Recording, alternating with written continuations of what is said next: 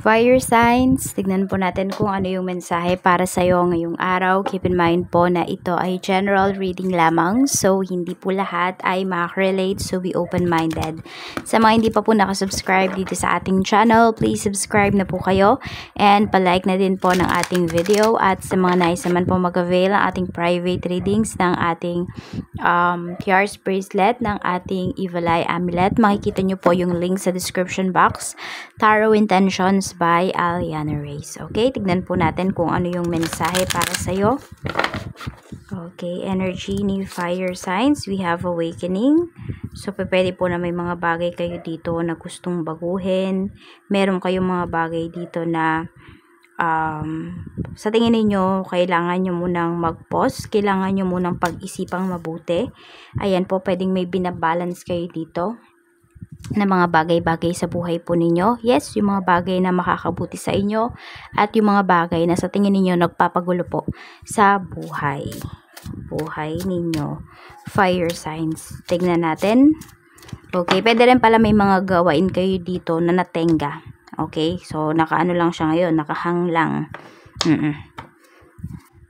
Na hindi nyo alam kung ipagpapatuloy nyo pa ba or kung kailan nyo ba ipagpapatuloy or tatapusin. Check natin pagdating po sa pamilya. Sa pamilya, we have Queen of Winter. Okay, so pwedeng, di ko alam kung may kasama kang year sign sa bahay, Gemini, Libra, Aquarius. Okay, so tignan natin kung ano pa yung mensahe. We have the Moon. Parang meron dito kakausapin ka pero patago lang na isang family member. So, pwedeng meron siyang i-open up sa'yo. Sa'yo lang niya yan i-open up. Fire signs. Oo. Pwedeng meron kasi, parang nag-overthink tong taong to. Yan, sa family member mo. So, parang may bumabagabag po sa kanyang isipan na sasabihin niya nga po sa'yo. Yan. So, check natin. Pagdating naman po sa mga kaibigan, okay? Pwedeng ito ay sister mo or could be your mom. Pwede rin pinsan, ganun. Ito parang sikreto niya yan eh. Fire signs, yung sasabihin niya sa'yo, para matagal niya nang tinatago yan. So, could be a biggest revelation. So, we have Ace of Winter. Pagdating naman po sa mga friends. Tapos, we also have Two of Autumn. Okay, so pwedeng mayroon ditong mga invitations coming from a friend. Pero, hindi mo kasi alam kung pupuntahan mo ba or hindi. Dahil nga po yung iba sa inyo, pwedeng sobrang busy nyo rin talaga as of this time. Kaya, ayun. Pwedeng meron dito, kakauwi lang ng isang kaibigan mo, galing abroad, or di ko alam kung galing ba siya sa city, ganun. Or galing ba siya sa province, so parang niyayaya kanyang lumabas or pumunta ko na rin sa bahay nila kasi meron siyang pasalubong sa'yo. Ayun. Meron din naman ako nakikita dito, pwedeng magkalayo talaga kayo at wala kayong time sa isa't isa para magkita pa, pwedeng ipapa-deliver na lang niya yung kanyang ibibigay sa'yo. Ayan. So, pwedeng may regalo ka na ma-receive coming from a friend. So, tingnan natin, pagdating naman sa love life, we have 5 of Spring and meron tayo ditong The Magician. Okay. So, pwedeng meron kayo ditong mga pag-aaway ng person mo ngayon. Maliit lang naman na pag-aaway. And magagawan din naman po ng solusyon. Maayos din naman ngayong araw na ito. Pero ayan, meron kayo talagang pinag-aawayan dito. Okay, so yung pinag-aawayan nyo pala na to, meron dito maliit lang na pag-aaway ito. Meron dito big problems po ito. So 50-50. Pwedeng dito nakataya yung relationship po ninyo. Oo. So kailangan nyo talaga itong pag-usapan. Kailangan talagang harapin. Kasi pwedeng ito yung mga problems ninyo na ito yung parang hindi ninyo pinag-uusapan, nakatenga lang yung mga problems nyo na to. So parang this time, ngayon nyo na talaga yan pag-uusapan, lalo na Mercury retrograde pa rin po hanggang ngayon. So pwede talaga medyo nasa shaky yung inyong relationship ngayon. Sinashake siya ng universe. Ayan po, kaya kung meron kayong mga needy address dito na mga problems, pag-usapan nyo na po. And para makapag-decide na din ba kayo, mag-move forward ba kayo together or ikaw lang yung mag-move forward. Magsi-separate ways ba kayo? Tignan natin pagdating naman sa kaperahan. We have 8 of spring. So, mabilis po yung inyong kaperahan. Actually, pwedeng may mga makakatransact din kayo sa iba't ibang lugar. Pwede rin sa ibang bansa. For some of you, we have king of summer.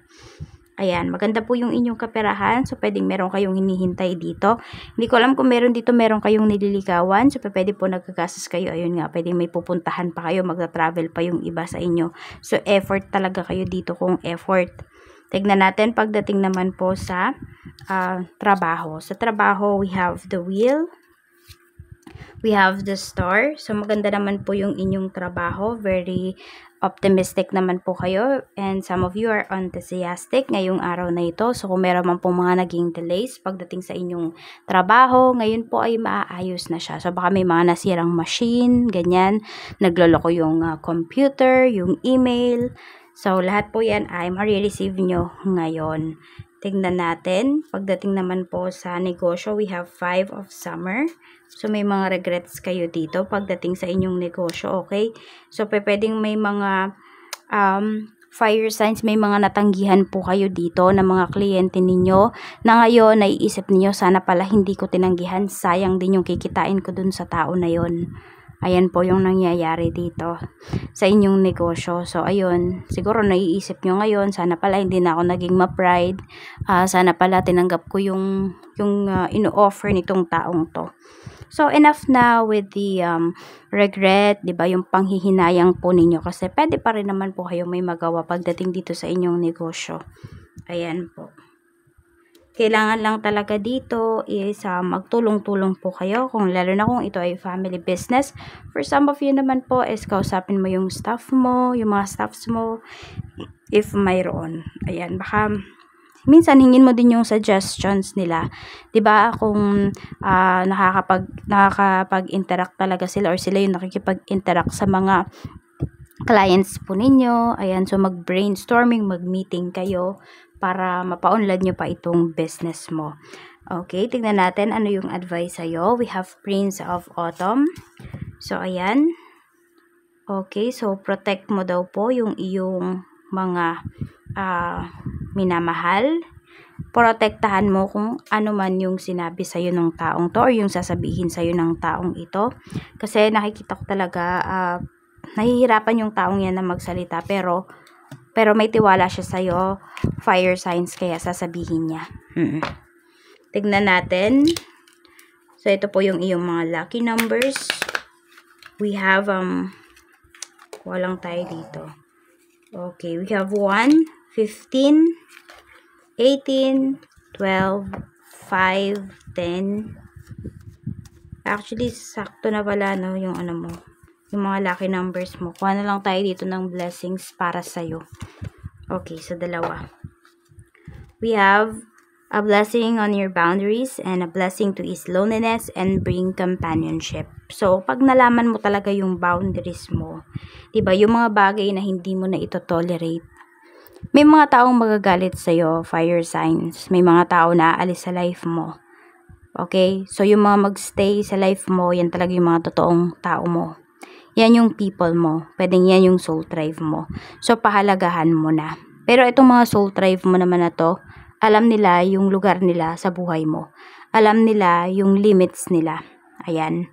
So, may mga tao dito still na makakaintindi po sa'yo. So, 40 and 33. Yan po yung isa pa sa mga lucky numbers po ninyo.